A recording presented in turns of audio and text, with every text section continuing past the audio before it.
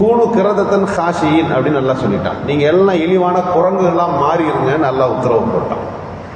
வரலாற்றில் மனிதர்கள் உருமாற்றப்பட்ட வரலாறுகள் இருக்கிறது அல்லவா, அதில் இது ஒரு இடம். குரங்குகளாகவும் பன்றிகளாகவும் அந்த ஊர் மக்கள் மாறிட்டாங்க. 3 நாள் இருந்து எல்லாம் மௌத்தா போயிட்டாங்க.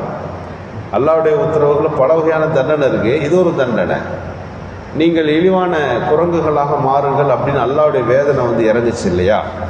இறங்கும்போது மீன் பிடிச்சவங்களை மட்டும் தண்டிக்கலை, அந்த நன்மையை தீமையை தடுக்காமல் இருந்தார்கள் அவர்களையும் சேர்த்து அந்த அதாபு பிடிச்சிருச்சு. தப்பிச்ச ஆள் யார் மட்டும்தான்னா இந்த தீமையை தடுத்து கொண்டே இருந்தார்கள் அல்லவா, அவர்கள் மட்டும்தான் இதில் வெற்றி பெற்றார்கள்.